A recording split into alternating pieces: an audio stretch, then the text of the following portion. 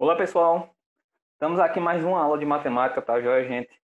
Nessa aula dessa semana, eu vou fazer a correção do exercício que eu passei na última aula, certo? Lembre que o assunto que eu passei para vocês foi análise combinatória e deixei algumas questões para vocês responderem. Gente, além da correção do exercício hoje, eu vou fazer a resolução de algumas questões de Enem. Eu vou pegar a prova do Enem de 2019, né, do ano passado, já que vocês precisam estudar bastante para essa prova. Vamos responder as questões de matemática que caiu na prova do ano passado. Então, além das questões que eu passei semana passada, eu vou responder algumas questões da prova do Enem, certo? Dessa forma, a gente vai revisando alguns conteúdos para vocês ficarem mais afiados para a prova. Então, vamos lá. Então, correção do exercício, análise combinatória. Aí, olha só, a primeira questão que tinha lá no exercício que eu deixei. Calcule. Aí tem aqui arranjo de 6 tomado 2 a 2, né? Lembre que esse A aqui representa arranjo simples. Então, temos aqui arranjo de 6 elementos tomados 2 a 2. Aqui eu tenho arranjo de 5 elementos tomado 4 a 4, menos arranjo de 9 tomado 2 a 2. Então, a gente vai ter que calcular esses arranjos aí. Lembre que para mim calcular arranjo, gente, pela formulazinha que eu passei para vocês, é essa daqui, né? Ó. Arranjo de n tomado de n p a p é a mesma coisa que n fatorial sobre n menos p fatorial. Tá? A formulazinha é essa. Então, vamos calcular aqui na primeira questão. Seria a letra A, né? Olha, eu vou respondendo aqui, gente. Eu vou escrevendo ali com o mouse, tá? Na tela. Aí não fica tão legal, né? A escrita. Mas dá para perceber o que acontece, certo? Então, olha só. Observa que esse 6 é o N e esse 2 aqui é o P, né? Então, observa que vai ficar 6 fatorial sobre, né? Porque o N é o 6, ó. 6 fatorial, sobre n menos p, que é o 6 menos 2. Olha aqui embaixo fica n menos p. Então, embaixo vai ficar 6 menos 2, né? Entre parênteses. Aí, fatorial. Então, se eu calcular, vai ficar o seguinte: 6 fatorial em cima, sobre 6 menos 4 dá... Eita, 6 menos 2 dá 4, né? Então, fica 4 fatorial embaixo.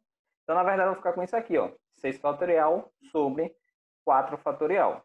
Aí, gente, esse 6 fatorial de cima, lembre que eu só preciso desenvolver ele até chegar em 4, né? Porque lembre que fatorial de um número é você pegar a multiplicação, né? Faz a multiplicação dos números sempre tirando 1, né? Da sequência dos números tirando 1. Então, se eu quero ali 6 fatorial, lembre que é 6 vezes 5, vezes 4, vezes 3, vezes 2, vezes 1, até chegar em 1, né? 4 fatorial é você fazer 4 vezes 3, vezes 2, vezes 1. Não é isso? Então, esse 6 fatorial em cima vai ficar 6 vezes 5 vezes 4 fatorial. Eu vou parar ali no 4, né? Por que eu vou parar no 4? Porque vai dar para cortar com 4 de baixo. Então, esse 4 do fatorial em cima vai simplificar com esse 4 fatorial embaixo. Então, vai ficar, na verdade, só 6 vezes 5. E se eu multiplico 6 vezes 5, dá o quê? 30, né? Ou seja, nesse primeiro arranjo aqui, ó, arranjo de 6 elementos tomado 2 a 2, dá o resultado de 30. Tá aí respondida essa primeira alternativa. Na próxima aqui, que eu deixei, que foi isso daqui, essa subtração de arranjos, o que é que nós temos que fazer primeiro? Primeiro eu vou calcular esse primeiro arranjo, né? Arranjo de 5 elementos tomado 4 a 4. Então vai ficar assim, ó, 5 fatorial, né? Que é um elemento n aqui, ó, 5 fatorial sobre. Vai ficar 5 menos 4 embaixo. E 5 menos 4 dá o quê? Dá 1. Então fica 1 fatorial, certo? Aí se eu calcular aqui, ó, 5 fatorial eu vou ter que desenvolver até chegar em 1. Então vai ficar 5 vezes 4, vezes 3, vezes 2, vezes 1, né? Vezes 1 fatorial, sobre 1 fatorial, vai cortar 1 de cima com 1 de baixo. Então, na verdade, só vai ficar isso aqui. Aí eu calculo isso aqui, multiplica tudo, que eu vou achar a resposta desse primeiro arranjo. 5 vezes 4 dá 20, 20 vezes 3 dá 60, 60 vezes 2 dá 120, certo? Então, esse primeiro arranjo aqui, ó, arranjo de 5 elementos chamado 4 a 4, vai dar 120. Aí agora o que é que eu vou fazer? Eu vou calcular o arranjo de 9 tomado 2 a 2. o segundo aqui, né? E se eu fizer, vai ficar 9 fatorial sobre 9 menos 2 embaixo, né? Ó, 9 menos 2 que dá o quê? 7. Então fica 7 fatorial. Pronto, então vai ficar isso aqui, 9 fatorial sobre 7 fatorial. Aí o 9 de cima eu só vou precisar desenvolver até chegar em 7, né? Então fica 9 vezes 8 vezes 7 fatorial sobre 7 fatorial. O 7 fatorial de baixo corta com o de cima, vai ficar só 9 vezes 8. E 9 vezes 8 dá o quê? Dá 72. Então, para mim achar a resposta disso aqui, é só fazer 120, que é arranjo de 5 tomado 4 a 4, menos 72, que é o arranjo de 9 tomado 2 a 2, né? Então faz 120 menos 72, vai dar 48. Não é isso?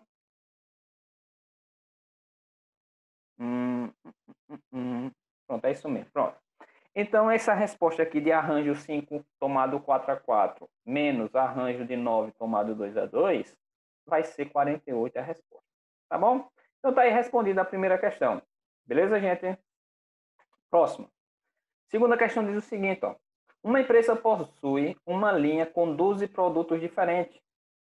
O departamento de marketing dessa empresa, em uma campanha publicitária, realizará 3 tipos de anúncios para a divulgação dos produtos, que vai ser outdoor, revista e televisão. Sabendo que em cada tipo de anúncio apenas um dos produtos será divulgado, de quantas maneiras distintas essa empresa pode compor a campanha publicitária? Então tá lá. A empresa vai fazer anúncios, né? Na sua campanha publicitária, só que ela tem 12 produtos para anunciar. E só tem 3 tipos de anúncios, gente. Se vocês observar lá, é o outdoor, revista e televisão. Esses 3 traços aqui vai representar justamente os tipos de divulgação, certo? Esse primeiro traço aqui representa outdoor, esse segundo representa revista e esse terceiro televisão. Como eu falei, não vai ficar bem certinho, porque eu estou fazendo no mouse aqui, tá? Então fica complicado de estar escrevendo. Mas vamos lá. Considerando o seguinte, eu vou resolver essa questão, eu poderia resolver arranjos, através de arranjo, tá? Mas eu vou utilizar o princípio fundamental de contagem. Mas eu vou fazer das duas formas, aí vocês analisam aí, certo? Vamos lá, pelo princípio fundamental de contagem. Quer resolver através de multiplicaçãozinha. Como é que eu faço isso? Vou pensar o seguinte, se eu tenho 3 tipos de anúncios, esse primeiro aqui representa o outdoor, se eu tenho 12 produtos para anunciar, certo? 12 produtos para anunciar. Se eu vou anunciar no outdoor, gente, eu tenho os 12 produtos para anunciar aqui, observa que para me anunciar no outdoor, eu tenho 12 possibilidades diferentes, que é justamente os 12 produtos, certo? Aí agora vai sobrar o quê? Para o segundo anúncio, que é a revista, se eu já coloquei um produto aqui no outdoor, vai sobrar quantos produtos para colocar para a revista? 11 produtos, não é? Porque olha só, no primeiro aqui é outdoor, eu tenho 12 produtos para me botar aqui. Já que é o primeiro que eu estou escolhendo, eu tenho 12 produtos. Se eu escolher um para cá, vai sobrar 11 produtos para mim anunciar na revista. Se eu coloquei um no outdoor, um na revista, vai sobrar quantos produtos para anunciar na televisão? Vai sobrar 10 produtos. Pelo princípio fundamental de contagem, que é só fazer uma multiplicaçãozinha aqui, né? Vai ficar 12 vezes 11 vezes 10. 12 vezes 11 vai dar 120, 132. 132 vezes 10 vai dar 1.300. Desculpa aqui, 1.300. Deixa eu apagar.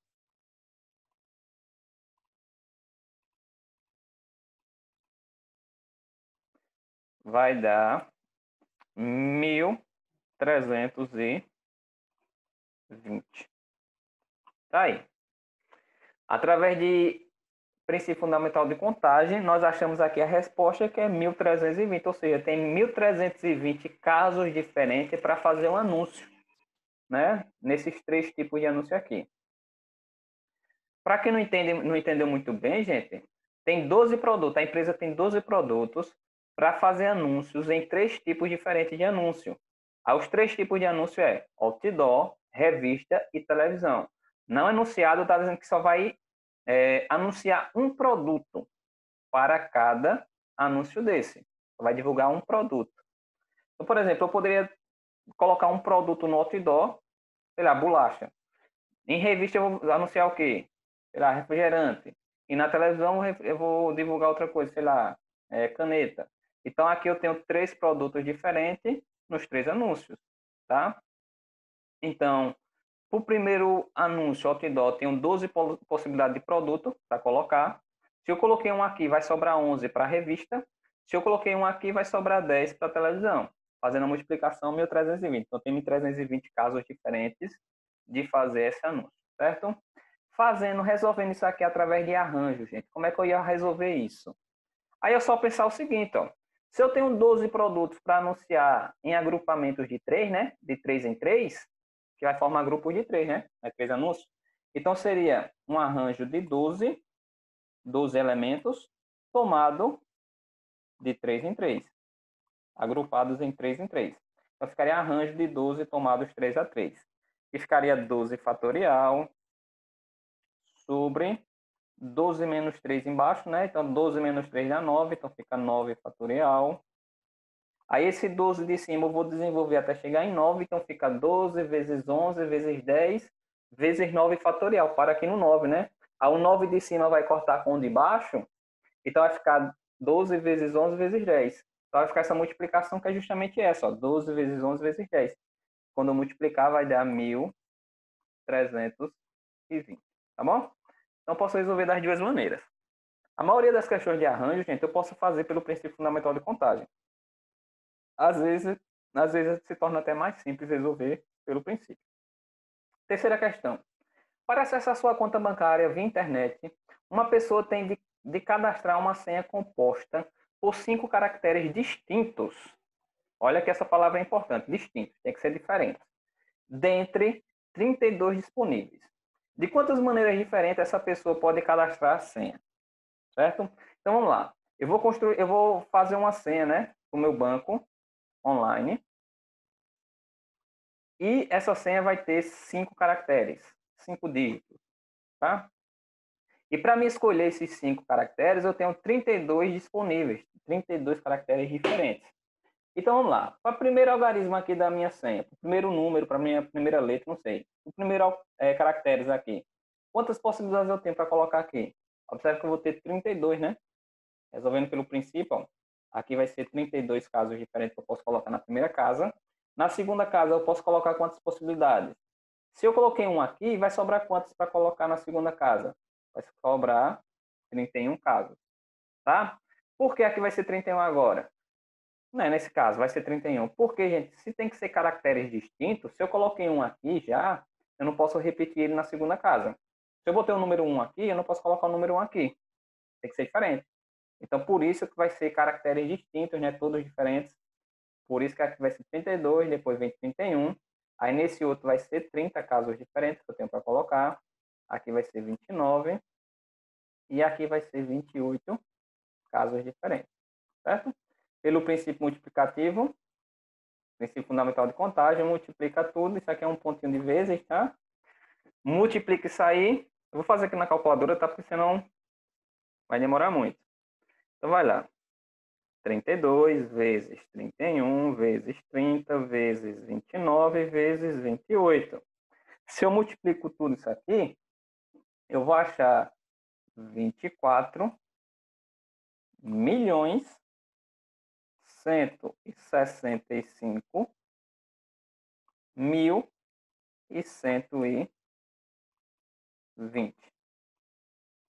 Tá aí. O número que eu acho aí, o número de possibilidades de senhas que eu posso criar é 24 milhões 165 mil e 120 senhas diferentes. Certo? Então tá aqui a resposta dessa terceira questão. Caso queira resolver através de arranjo, ficaria o quê? Arranjo de 32 elementos agrupados 5 a 5. É porque eu quero formar senhas de 5 números, então fica assim, arranjo de 32 elementos tomados 5 a 5. Beleza? E se eu calcular, ficaria 32 fatorial sobre 32 menos 5 dá 27, 27 fatorial embaixo. Aí o 32 fatorial em cima desenvolve até chegar em 27, simplifica e vai ficar essa multiplicação. Tá bom? Então tá aí a terceira questão respondida. Vamos para a quarta. Quarta questão diz assim, ó. A sessão de um filme já havia começado quando duas pessoas que não se conhecem entram na sala. Elas percebem que só há lugares vagos nas duas primeiras fileiras, abaixo representadas. O X indica que o lugar está ocupado. Então tá aqui, ó, as duas fileiras do cinema, né, da sala. E esse X aqui representa ocupado e os branquinhos representam que está vago. Pergunta na letra A. De quantas maneiras distintas elas poderão se acomodar? Então, de quantos modos diferentes elas podem se sentar nessas cadeiras vagas? Certo? Então, na letra A. Observa, gente. Primeiro, tem que saber quantas cadeiras vagas tem, né? Olha, tem 1, 2, 3, 4, 5, 6 em cima, 7, 8, 9, 10, 11, mais 5 embaixo. Então, tem 11 cadeiras vagas ao total. 11, tá? E entrou quantas pessoas? Entraram 2 pessoas para se sentar. Para me resolver isso, eu posso resolver pelo princípio ou por arranjo. Nesse caso aqui eu vou resolver por arranjo, tá? Olha só, vai ficar arranjo de quantas cadeiras vagas? 11. 11 possibilidades diferentes de sentar. Para agrupamento de quantas pessoas? De 2 pessoas, de 2 a 2. Então fica arranjo de 11 tomados 2 a 2. Por que vai ficar assim dessa forma, gente? Tem 11 tomado 2 a 2. Porque eu tenho 11 cadeiras vagas, então eu tenho 11 possibilidades para sentar, para cada uma pessoa sentar. E eu quero formar grupos de quantas pessoas? 2, né? Só tem 2 pessoas para sentar. Então eu vou alternar a posição dessas 2 pessoas nesses 11 lugares. Então vai ficar dessa forma, arranjo de 11 tomados 2 a 2. Aí eu calculo, vai ficar 11 fatorial sobre, embaixo vai ficar 11 menos 2, né? 11 menos 2 dá 9, então fica 9 fatorial, igual a, esse 11 fica 11 vezes 10 vezes 9, para no 9, porque aí corta o 9 de cima com o 9 de baixo. Então, na verdade, só vai ficar 11 vezes 10, né? E se eu multiplico 11 vezes 10, vai dar o quê? 110. Então, na letra A, de quantas maneiras distintas elas poderão se acomodar? De 110 maneiras diferentes. Beleza? Está respondida aí a letra A. Letra B. A letra B pergunta, de quantas maneiras distintas elas poderão sentar lado a lado? Então, essa letra B é um pouquinho diferente da letra A, né? Porque elas têm que sentar um do lado da outra. E os casos que vai sentar um do lado do outro, gente, só tem 3 casos diferentes. A gente vai analisar aqui, ó. Esse caso aqui, nessas 2 cadeiras, porque fica uma do lado da outra, tá? Essa aqui não, essa, olha, que fica uma do lado da outra, então senta junto. E esse caso aqui embaixo, né? Que fica um do lado da outra, vai sentar juntas. Então eu tenho esses 3 assentos aqui que estão colados, que aí vai acontecer o caso de ficar um do lado da outra, tá? Ficar lado a lado. Aí pensa o seguinte, entrou 2 pessoas, vou chamar de pessoa 1 e pessoa 2, tá? Vamos supor que a pessoa 1 sentou nessa primeira cadeira aqui. Se ela sentou aqui, tá? Aqui vai sentar a pessoa 2, então fica um lado da outra. Então eu teria uma possibilidade de acomodação, certo? Pessoa 1 aqui, pessoa 2 aqui. Elas podem alternar, né? Mudar a posição ali. A pessoa 2 senta aqui e a pessoa 1 senta ali. Então já teria outra possibilidade. Então teria 2 possibilidades para esse assento aqui, né? Senta a pessoa 1 e pessoa 2. E a outra possibilidade, pessoa 2 e pessoa 1, certo? Então tenho 2 possibilidades para cá. Aqui vai acontecer a mesma coisa, né? Senta a pessoa 1 aqui e a pessoa 2 aqui. E depois alterna.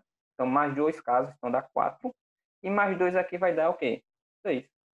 Pronto, então 6 já é a resposta, tá? Não preciso calcular nada, não. Assim, fazer por arranjos, eu só preciso ali analisar e, através de raciocínio lógico, resolver a questão. Beleza? Está aí respondida a letra B. A letra C. De quantas maneiras distintas elas poderão sentar em uma mesma fileira? Então, nesse caso aqui, nessa letra C, quer que elas sentem na mesma fileira. Então, vamos considerar que elas vão sentar na primeira fileira, tá? A fileira de cima. Quantos assentos eu tenho disponíveis? Tenho 1, 2, 3, 4, 5, 6. 6 assentos disponíveis aqui em cima, tá? Então, se eu tenho 6 assentos para 2 pessoas se sentar ali, se acomodar, e pode ali alternar, né? Quantas possibilidades eu quero saber ali, de que forma elas vão sentar. Eu poderia resolver isso através de um arranjozinho. Seria arranjo de 6 possibilidades, tomadas 2 a 2, né? 6, arranjo de 6, tomadas 2 a 2. Então, fica dessa forma aí. Aí, observa que se eu observar agora a fileira de baixo, de quantas maneiras eles podem sentar na fileira de baixo?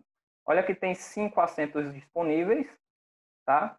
Então, seria um arranjo de 5 tomados 2 a 2, que vão fazer agrupamento de 2 pessoas.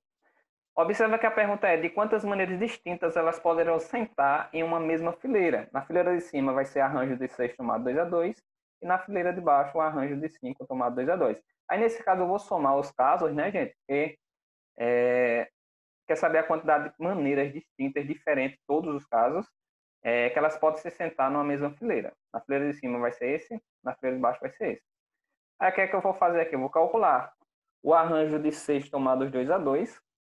Não tem espaço aqui, tá? Então eu vou falando. Vai ficar 6 fatorial em cima. Sobre, embaixo vai ficar 6 menos 2, né? 6 menos 2 dá 4. Então fica 6 fatorial sobre 4 fatorial. Aí o 6 fatorial de cima eu vou ter que desenvolver até chegar em 4. Fica 6 vezes 5 vezes 4. Aí para no 4 e simplifica, tá? Então, na verdade, só vai ficar 5 vezes 6 e 5. 6 vezes 5, na verdade, né? E dá 30. Então, esse arranjo aqui de 6 tomado 2 a 2 dá 30. Mais. Aí, esse aqui agora, arranjo de 5 tomado 2 a 2. Vai ficar 5 fatorial em cima sobre 5 menos 2 embaixo. 5 menos 2 dá 3. Então, fica 5 fatorial sobre 3 fatorial. O 5 desenvolve até chegar no 3, né? Então, vai ficar 5 vezes 4 vezes 3. Aí, para, corta. Então, só fica 5 vezes 4, que dá 20. E se eu resolvo 30 mais 20, dá o quê? Dá 50, né? Não combinou ali, mas a resposta é 50, certo? 50. Tá aí a resposta da letra C. De quantas maneiras distintas elas poderão sentar em uma mesma fileira, são 50 casos diferentes. Próxima questão. Em uma corrida com 10 atletas competindo, pergunta-se de quantos modos distintos ou combinações podem ser conquistadas as medalhas de ouro, prata e bronze. Ouro, prata e bronze, tá?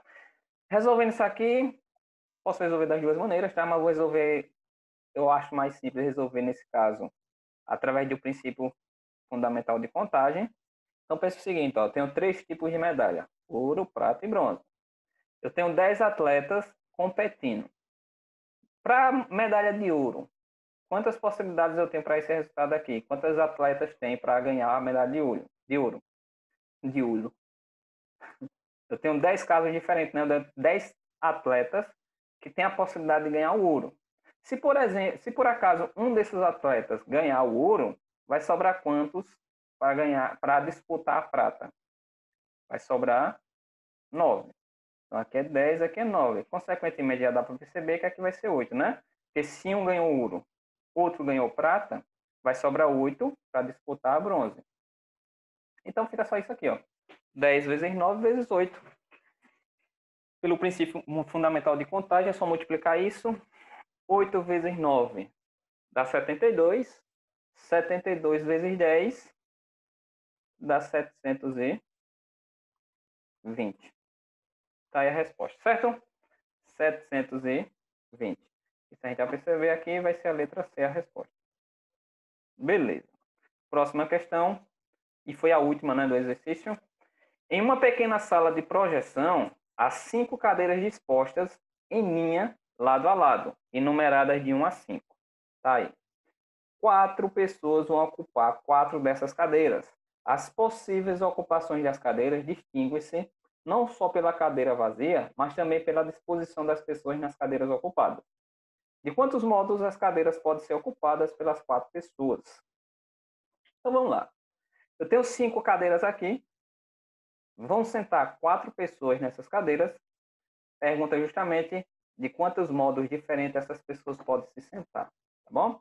Eu vou fazer pelo princípio fundamental de contagem também. Tá aqui, eu botei 4 traços, por quê? Porque vai ser 4 pessoas para se sentarem, certo? Olha só, essa primeira pessoa aqui, ela entrou na sala. Vamos supor que ela pode escolher a cadeira que ela vai sentar. Quantas possibilidades ela tem de sentar numa cadeira? Nesse caso aqui, essa primeira pessoa vai ter 5 possibilidades diferentes, não é? 5 possibilidades. Essa segunda pessoa aqui vai ter quantas possibilidades de escolha? Se essa primeira já escolheu uma cadeira, vai sobrar 4 cadeiras para essa segunda pessoa. Aqui vai ser 4. Se a primeira e a segunda já escolheu, vai sobrar 3 cadeiras para a terceira pessoa e 2 cadeiras para a última pessoa, certo? Pelo princípio fundamental de contagem, multiplica isso aqui. 5 vezes 4, 20. 20 vezes 3, 60. 60 vezes 2, 120. Tá aí a resposta, certo? 120. Só isso. Aí, pelo princípio fundamental de contagem, bem simplesão de resolver, não é? Se eu quero resolver através de arranjo, do cálculo de arranjo, a formulazinha, eu poderia também, gente, bem simples também, ficaria um arranjo de 5 elementos somados 4 a 4, né? Por quê? Porque eu tenho 5 cadeiras para escolha, 5 elementos diferentes, para um grupo de 4 pessoas. Então, arranjo de 5 somados 4 a 4. Um arranjo de 5 elementos agrupados de 4 em 4. Beleza, então ficaria 5 fatorial em cima sobre... Vou fazer aqui, ó, 5 fatorial sobre 5 menos 4 fatorial embaixo fica 1. Então, fica 1 fatorial. Esse 5 eu vou ter que desenvolver até chegar em 1. Fica 5 vezes 4 vezes 3 vezes 2 vezes 1. Tá? Corta um de cima com um de baixo. Então, fica 5 vezes 4 vezes 3 vezes 2. É justamente essa multiplicação que tem aqui em cima. A resposta é 120. Então, tá aí. A resposta vai ser a letra D. Tá bom? Foi essa atividade que eu passei na última aula. Beleza? Através de arranjo. Agora, nós vamos resolver algumas questões da prova do Enem de 2019, do ano passado. Certo? Vocês estão estudando, prestem muita atenção. Gente, já que a gente vai resolver todas as questões da prova, não agora, tá? Claro, a gente só vai resolver 5 questões nessa aula, o vídeo fica muito longo. Vai cair muitos assuntos, tá? A gente vai envolver muitos assuntos e, consequentemente, a gente vai revisando. Então, primeira questão. Deixa eu botar aqui na prova. Tá aqui a prova. Essa foi o Enem 2019, tá aqui. Prova de matemática, começa na questão 136. Então, vamos lá, primeira questão. Observa, analisa aí, gente, que as questões de Enem, elas são bem contextualizadas, não é? Tem textos e textos grandes. Às vezes, pode confundir um aluno, mas tenta identificar o que realmente a questão quer, certo? Porque se você consegue identificar e você sabe o assunto que você vai utilizar, você consegue resolver bem facilzinho, certo? Então, não se assuste com os textos. Os textos é mais para assustar. E informações, claro, tem informações que às vezes a gente até nem utiliza na questão, mas tenta entender, tá? O texto, tá? Lê e tenta entender. Vamos lá. Primeira questão diz assim, ó. O boliche é um esporte cujo objetivo é derrubar com uma bola uma série de pinos alinhados em uma pista. A professora de matemática organizou um jogo de boliche em que os pinos são garrafas que possuem rótulos com números, conforme mostra o esquema. Então, esses são os pinos que a professora fez, né, com garrafas, e tá aqui os números nas garrafas, certo? Aí diz assim: o aluno marca pontos de acordo com a soma. Deixa eu dar um zoom aqui, para ficar melhor, né? Pronto. Os alunos marcam pontos de acordo com a soma das quantidades expressas nos rótulos das garrafas que são derrubadas. Se 2 ou mais rótulos apresentam a mesma quantidade, apenas um deles entra na contagem de pontos. Gente, essa informação é importantíssima, tá? Ó, se 2 ou mais rótulos representam a mesma quantidade, apenas um deles entra na contagem dos pontos. O que isso quer dizer? Por exemplo, se eu joguei a bolinha, a bola derrubou esse pino aqui, 0,75, e derrubou isso daqui 75%, Observa que 0,75 é a mesma coisa que 75%. Equivale ao mesmo valor, né? Equivale ao mesmo resultado. Então, se eu derrubar esses dois pinos, a pontuação só vai contar uma vez. Por quê? Porque tem valores iguais, né? Tem pontuação igual. Então, só conta uma vez. É isso que está dizendo a lei. Certo? Pega essa informação que é importante. Continuando. Um aluno marcou 7,55 pontos em uma jogada. Uma das garrafas que ele derrubou tinha o rótulo 6,8. Então, ele derrubou esse pino aqui, ó. Tá? Derrubou esse pino e mais algum, para fazer a pontuação 7,55. A pergunta é, a quantidade máxima de garrafas que ele derrubou para obter essa pontuação é quanto? É qual? Tá? Aqui do lado está o gabarito, mas eu mostro já a vocês. Vamos responder primeiro. Então, deixa eu voltar lá para o slide, que fica melhor que eu possa escrever. Está aqui. Observa que os pinos são esses, certo? Está dizendo que ele fez uma pontuação de 7,55. Gente, está dizendo que ele já derrubou esse pino aqui, ó. Esse pino ele já derrubou, de 6,8. Então, diz aí uma coisa. Se ele derrubou 6,8, pontuação de 6,8, quanto mais de pontuação ele tem que derrubar para chegar a 7,55?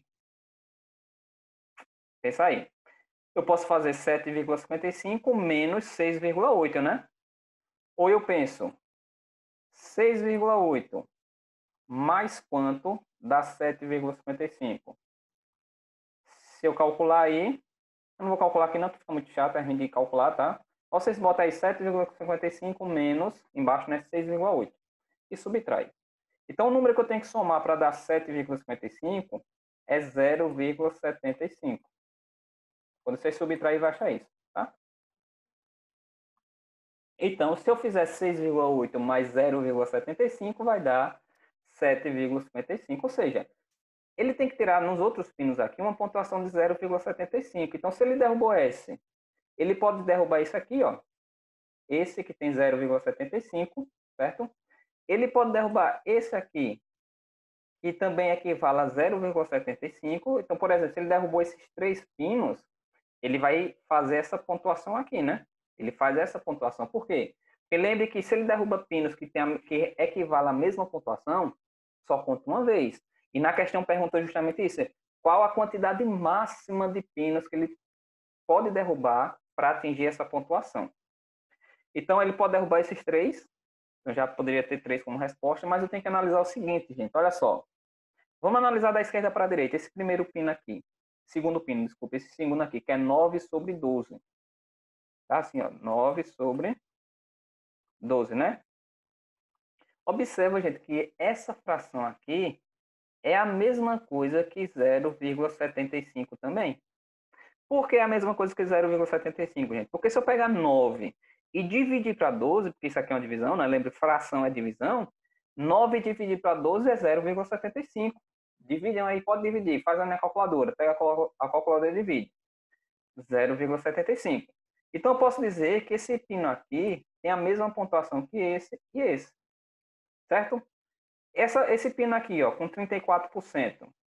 34% não é a mesma coisa que 0,75, tá? Não é a mesma coisa. Então, vou desconsiderar esse pino. Beleza? E outra coisa, se ele derrubar esse pino aqui e derrubar o 6,8, observa que provavelmente não vai atingir a pontuação de 7,55, né? Deixa eu ver aqui quanto é que dá.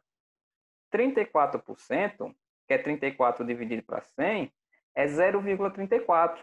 E se eu fizer 0,34 mais 6,8, vai dar 7,14. Não vai dar 7,55, entendeu? Então, esse pino aqui eu não considero, tá bom? Esse pino aqui agora, ó, que tem 3 quartos, 3 sobre 4.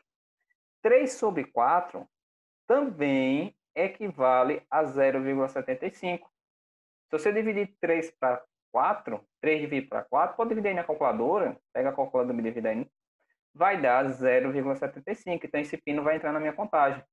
Observa que esse pino aqui, 6 oitavos, 6 sobre 8, também equivale a 0,75.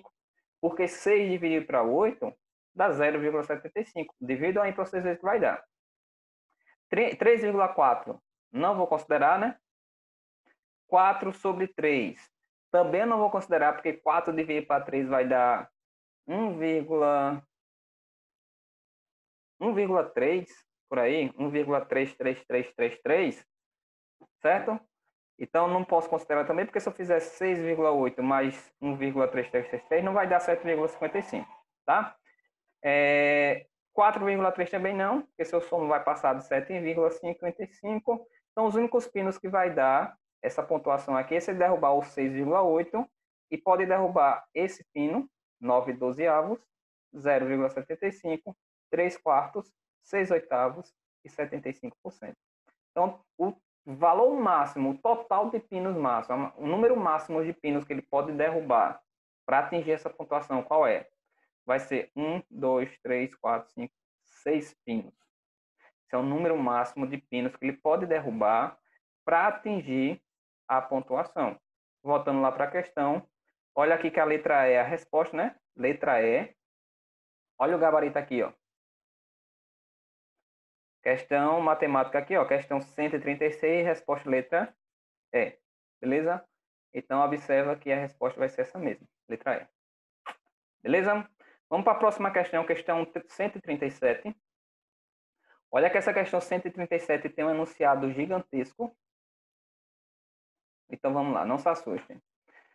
As coordenadas usualmente utilizadas na localização de um ponto sobre a superfície terrestre são a latitude e a longitude. Tá?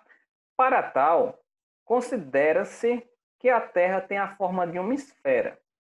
Um meridiano é uma circunferência sobre a superfície da Terra que passa pelos polos norte e sul, representados na figura por PN e PS.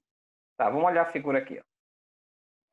Gente, o meridiano é justamente essa circunferência aqui, ó, que está em torno dessa esfera, que representa o planeta Terra, tá? Então, aqui, ó, pega aqui na frente essa parte pretinha e essa parte tracejada lá de trás, tá bom? Esse PN aqui em cima representa o Polo Norte e esse PS representa o Polo Sul. Tem até aqui a setinha indicando, ó, meridiano. Tá aqui o meridiano, certo? Beleza. Então, o comprimento da semicircunferência, essa informação é importante, semicircunferência, o comprimento da semicircunferência que une os pontos PN e PS tem comprimento igual a 20.016 quilômetros. 20.016 quilômetros. A linha do Equador também é uma circunferência sobre a superfície da Terra com um raio igual da Terra, sendo que o plano que a contém é perpendicular ao que contém qualquer meridiano. Então, olha, pelas informações que tem ali, a semicircunferência, que vai do ponto PN até o ponto PS, né, que é essa parte aqui preta, ó, só a parte da frente aqui, o meridiano, tá? Está dizendo que essa semicircunferência tem um comprimento de 20.016 quilômetros. Isso é importante para a gente responder a questão, certo? E esse círculo que está em volta aqui, ó, na horizontal, é a linha do Equador, tá bom? Essas são as informações que tem lá. Aí está dizendo o seguinte, ó, seja P um ponto da superfície da Terra. Tá aqui esse pontinho P. Observa na figura. Deixa eu ler de novo. Seja P um ponto na superfície da Terra. C, o centro da Terra e o segmento PC, um raio, conforme mostra a figura. Então, vai lá. Um ponto que está sobre a superfície da Terra. O ponto C representa o centro da esfera, o centro da Terra, tá? E o segmento CP, ou PC, esse segmento aqui, ó, é o raio da Terra. É isso, tá? Seja, eu não lembro se isso aqui é lambda, tá? É uma letra grega que representa esse ângulozinho aqui no meio, ó. Então, seja esse símbolo o ângulo que o segmento PC faz com um plano que contém a linha do Equador, a medida em graus desse ângulo é a medida da latitude de P. Certo? Tá. Aí, olhando aqui, ó, suponha que a partir da linha do Equador, um navio viaja subindo em direção ao Polo Norte, percorrendo percorrendo um meridiano até o ponto P, com 30 graus de latitude. Quantos quilômetros são percorridos pelo navio? Então, olha só, a gente está dizendo aqui que supondo que a partir da linha do Equador, ou seja, a partir daqui, observe que aqui é a linha do Equador, a partir daqui, um navio viaja subindo em direção ao Polo Norte. Então, ele vai viajar aqui nesse meridiano, ó, subindo até chegar no Polo Norte. Ele percorre um meridiano até um ponto P, que é esse pontinho aqui, com 30 graus de latitude. Então, esse navio vai sair daqui e ele vai percorrer essa distância até chegar no ponto P, né? Pelo meridiano aqui, ó. Ele subiu isso aqui.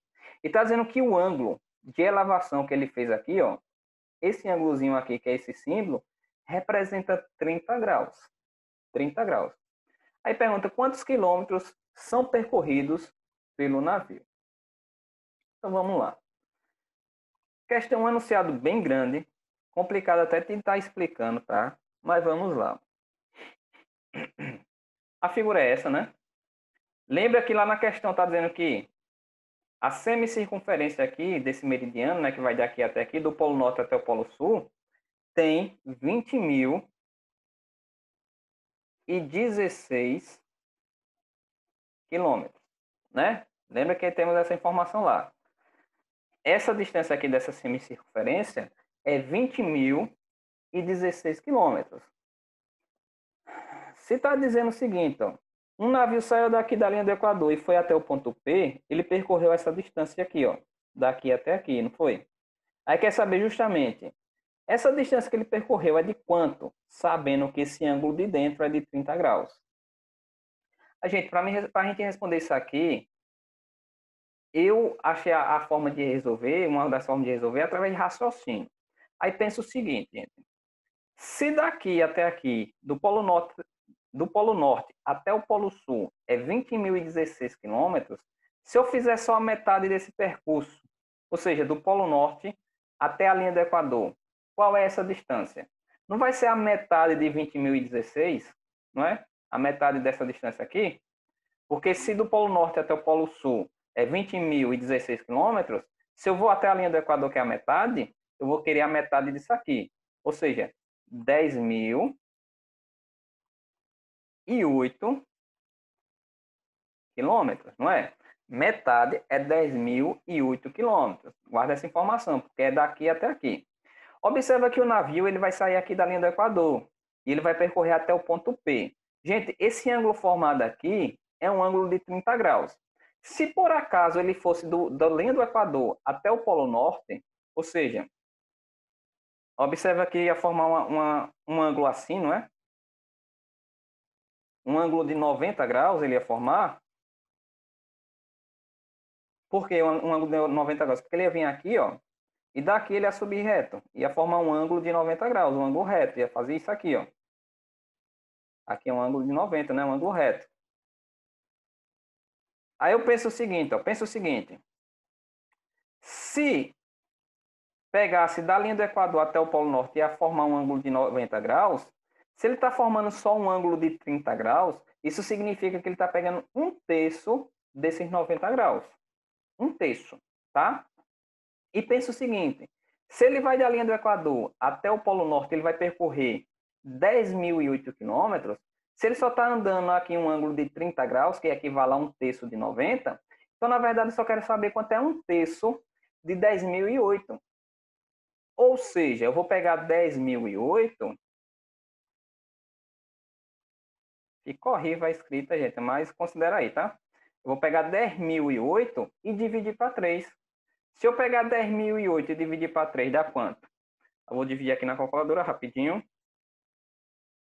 10.008 dividido para 3 vai dar 3.336. 3.336. Então, a resposta é isso. 3.336 quilômetros é a distância percorrida pelo navio da linha do Equador até o ponto P. Voltando lá para a questão. Observa que a resposta aqui vai ser a letra B, né? Ó, 3.000 336, tá bom? Olhando lá no gabarito, ó. Questão 137, resposta letra B. Então tá aí. Acertamos a resposta, tá joia? Então, 3.336. É bem complicado explicar, gente, aqui. E principalmente aqui que escrevendo nesse mouse é horrível. Mas espero que vocês tenham entendido, tá bom? Se não entendeu, assiste novamente o vídeo. Ou pesquisa aí na internet, no Google, que deve ter resolução disso. Certo? Não deve ter. Vamos para a próxima questão. Então foi a 137, vamos para 138. Tá bom? Novamente eu falo, que nem eu já falei em outros vídeos. Se o vídeo ficar longo, gente, dá uma pausa, depois volta. Mas a explicação tem que ser assim mesmo, demora mesmo. Vamos lá, próximo. Um asteroide batizado de 213 TV 135 passou a aproximadamente 6,7 vezes 10 elevado a 6 quilômetros da Terra. A presença do objeto espacial nas proximidades da Terra foi detectada por astrônomos ucranianos que alertaram para uma possível volta do asteroide em 2032. Certo? O valor posicional do algarismo 7, presente na notação científica da distância em quilômetros entre os asteroides e a Terra, corresponde a quanto? A 7 décimos de quilômetros, a 7 centésimos de quilômetro, 7 dezenas de milhares de quilômetros, 7 centenas de milhares de quilômetros, ou 7 unidades de milhão de quilômetros. Tá bom? Eu não falei não, mas olha só. Essa primeira questão aqui envolve fração, né? Questão envolvendo o assunto de fração, porcentagem, só, tá? Nessa segunda questão envolve o quê? Na verdade, só envolve aqui a utilização de grau, né? De ângulo, só. Mas, assim, praticamente a gente fez por raciocínio, certo? E essa terceira questão aqui envolve o assunto de notação científica, que é até o assunto que a André está passando para vocês, tá? Notação científica. Então, vamos lá. Como é que a gente vai resolver essa questão? Voltando aqui para o slide. Tá aqui. Olha aqui a notação científica que está lá, é essa, né? 6,7 vezes 10 elevado a 6. Gente, lembre que isso aqui está escrito em notação científica. Está escrito. Se eu quisesse escrever na forma normal, né? Sem ser em notação científica, escrever em numeração mesmo, tá? Sem ser notação. Como é que ficaria esse número aqui? 6,7 vezes 10 elevado a 6. Observa que, já que eu tenho aqui na potência de 10 elevado a 6, isso significa que depois da vírgula eu vou ter 6 casas, não é? 6 casas depois da vírgula. Porque lembra que quando eu vou transformar um número em notação científica, eu tenho que deixar o primeiro termo da notação, tem que ser um número que varia de 1 a 10, né? Só que não pode ser 10. Tem que ser um número entre maior que 1 e menor que 10. Né? Está entre 1 e 10, tá? E o segundo termo da potência tem que ser uma potência de 10, uma potência de base 10, certo? Então, o primeiro termo da notação científica tem que ser um número que varia de 1 a 10, né? Pode ser qualquer número entre 1 e 10. E a segunda parte, segundo termo dessa potência, tem que ser uma potência de base 10. Então, olha só. Se eu pegar esse número aqui e escrever na forma normal, vai ficar assim, ó. 6, 7, tá? Já que tem 6, né? 10 elevado a 6, significa que eu tenho 6 casas depois da vírgula. Então aqui eu já estou contando uma. Aí vem 2, 3, 4, 5, 6. Que número é esse aqui? 6 milhões e 700 mil quilômetros, né? Eu acho que dá quilômetro lá. Mas a resposta é aqui, ó. 6 milhões e 700 mil. 7,7 vezes 10 elevado a 6 é a mesma coisa que 6 milhões e 700 mil. É porque é complicado explicar de notação para número qualquer, tá? Para um número. Por exemplo, se eu tivesse o número 2, 4, 0, 0, 0, tá? Eu tenho esse número aqui, 24 mil. 24 mil, e eu quero pegar esse número e escrever em notação científica. O que é que eu tenho que fazer? Eu tenho que escrever esse número como uma multiplicação, onde o primeiro termo da multiplicação tem que ser um número entre 1 e 10, tá? E o segundo termo da multiplicação tem que ser uma potência de 10. Então, se o primeiro termo tem que ser um número entre 1 e 10, eu tenho que acrescentar uma vírgula aqui, ó, entre o 2 e o 4. Fica 2,4. Por quê? Porque aqui fica 2,4 é maior que 1 e menor que 10. Não tem que ser um número entre 1 e 10. Vezes, lembra que o segundo termo é uma potência de 10, então fica 10 elevado a quanto? Aí observa, para colocar a vírgula aqui, eu precisei pular quantas casas para a esquerda? Né? Pulei 1, 2, 3, 4. Se eu pulei 4 casas para a esquerda para colocar a vírgula, então fica 10 elevado a 4. 2,4 vezes 10 elevado a 4. Pegando esse número, escrevendo notação científica, fica isso. Tá? Se eu vou fazer o contrário, observa que eu vou ter que, se aqui o expoente é 4, né, 10 elevado a 4, significa que depois da vírgula aqui tem que ter 4 casas. 4 casas decimais. Então, decimais não, né? 4 casas. Desculpa, decimais não. 4 casas depois da vírgula. Então, olha só, que a vírgula era aqui, pula 1, 2, 3, 4 casas. Por isso que fica 24 mil. Então, se aqui é elevado a 6, pula 6 casas para a direita. Então, fica 6 milhões e 700 mil. O que pergunta lá, gente, essa casa aqui representa o quê? Esse número 7, esse algarismo 7, ele está em que posição? Observa que ele representa 700 mil, então ele representa 7 centenas de milhar. 7 centenas de milhar, por quê? Porque é 700 mil. Se esse 7 estivesse aqui, né? Se estivesse aqui, então seria 70 mil, isso representaria, o 7 representaria 7 décimos, 10 dezenas de milhar. 10, 7 dezenas de milhar, desculpa, 7 dezenas de milhar, tá? Se esse 7 estivesse aqui no lugar do 6, aí seria 7 milhões, aí representaria o quê? 7 unidades de milhões. Então, voltando lá para a questão, olha só, na prova. O valor posicional do algarismo 7 representa na notação científica da distância, em quilômetro, entre o asteroide e a Terra, corresponde a qual? Corresponde a 7 centenas de milhar de quilômetros. Não é porque é 700 mil? São 7 centenas de milhar de quilômetros, tá? Não é 7 dezenas, que aí representaria 70 mil, e não é 7 unidades de milhão, que representaria 7 milhões. Então, o 7 lá representa 700 mil. Certo? Beleza, então a resposta aqui é a letra D de dado. Olha aqui no gabarito, tá aqui, ó, questão 138, letra D mesmo, certo?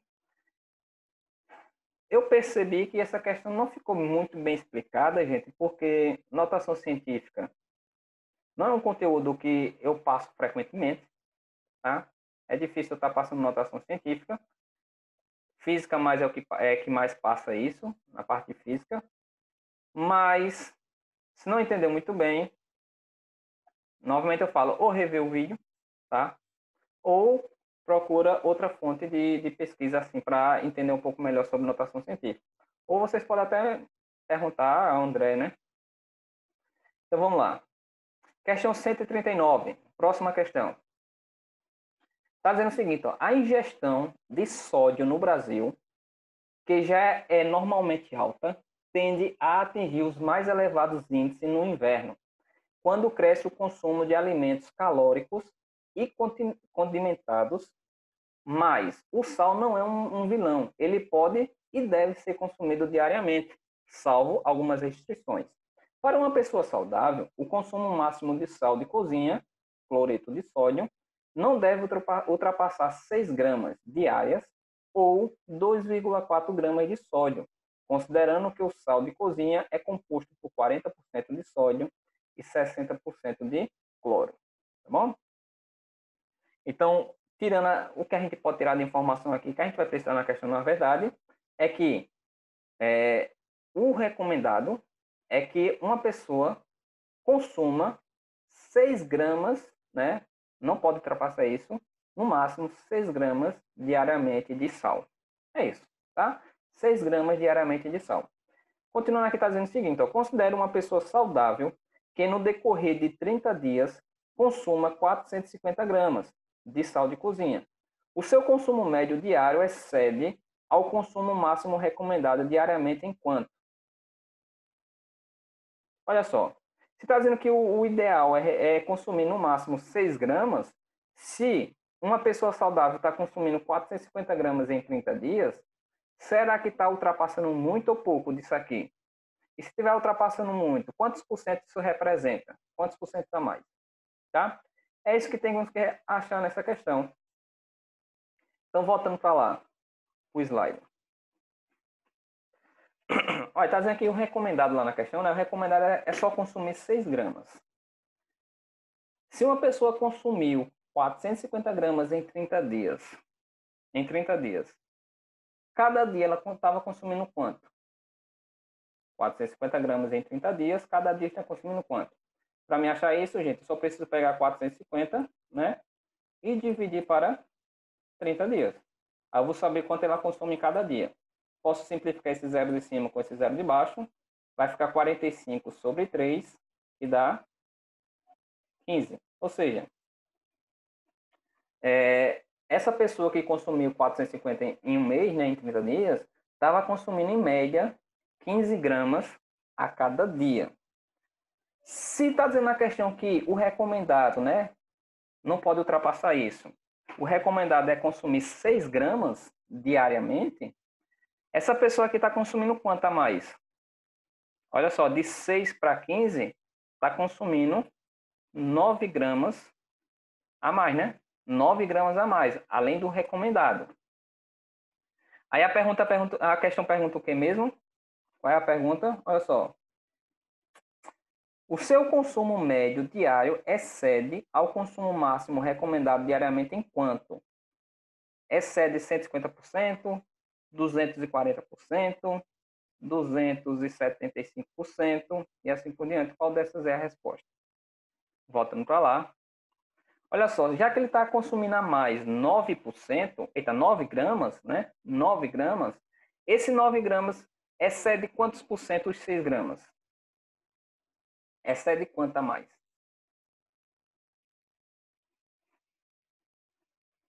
Aí, para me achar isso, o que é que eu posso fazer? Eu posso fazer uma comparaçãozinha aí, né? Não é não?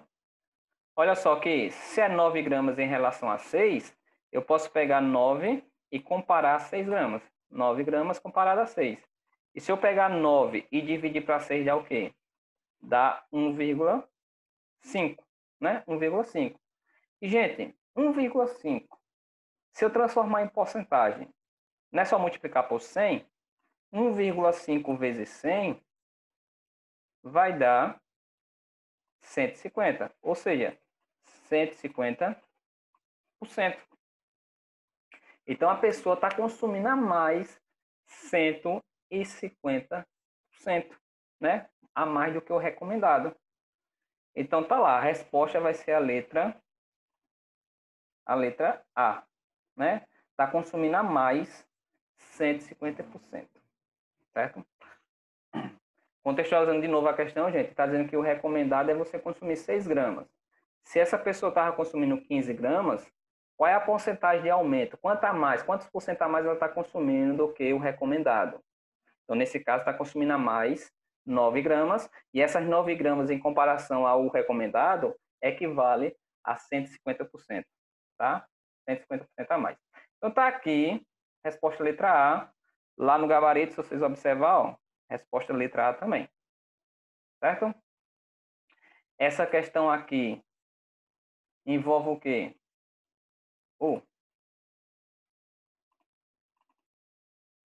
Essa questão aqui envolve o quê? Só envolve o conceitozinho de porcentagem, né? Que é até assunto que a gente viu faz pouco tempo. Então, envolve o conceito de porcentagem, mas, claro, o enunciado, ela pode confundir nossa cabeça. Mas o assunto é de porcentagem. Certo? E a última questão de hoje, que eu vou responder só 5 com vocês hoje, diz assim, ó, uma pessoa comprou um aparelho sem fio para transmitir músicas a partir do seu computador para o rádio de seu quarto. Esse aparelho possui 4 chaves seletoras e cada uma pode estar na posição 0 ou 1. Cada escolha das posições dessas chaves corresponde a uma frequência diferente de transmissão. Aí a pergunta é, a quantidade de frequências diferentes que esse aparelho pode transmitir é determinado por quanto? Espera aí. Certo, aí o que é que está dizendo aqui, tá?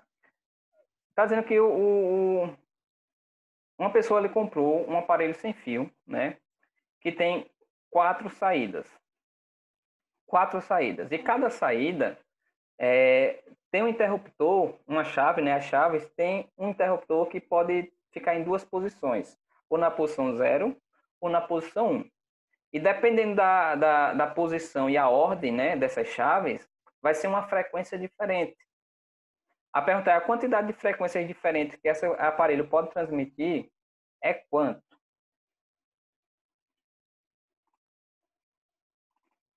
Então, vamos lá, voltando para cá. Olha, gente, o que está dizendo aqui, o aparelho tem 4 chaves, né? Chave 1, chave 2, 3 e 4. Aí considera, gente, que é como se fosse aqueles tracejados, ó. Isso aqui, essa questão aí é uma questão de arranjo, tá?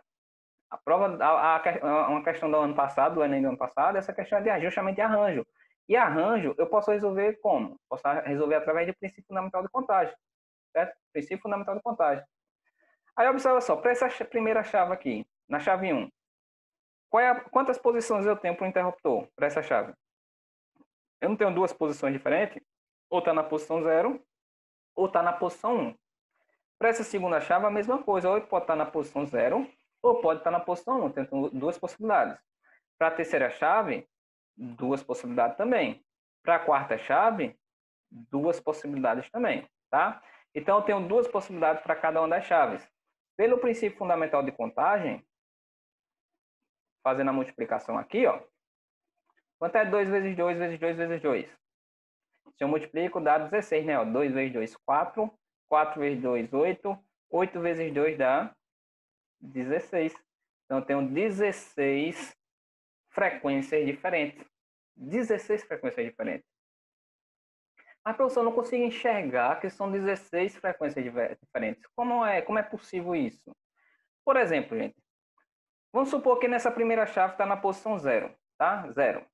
Aí essa segunda chave também pode estar no 0, a terceira chave está no 0 e a quarta chave está no 0. Está tudo 0.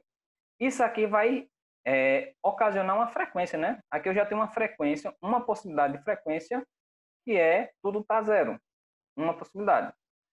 Vamos supor que a primeira chave está 0, segunda 0, terceira 0 e a quarta está 1. 0, 0, 0, 1.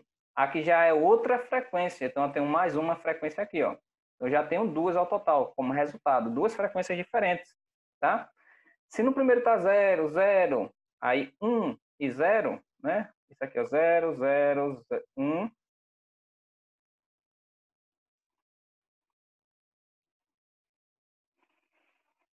1 e 0.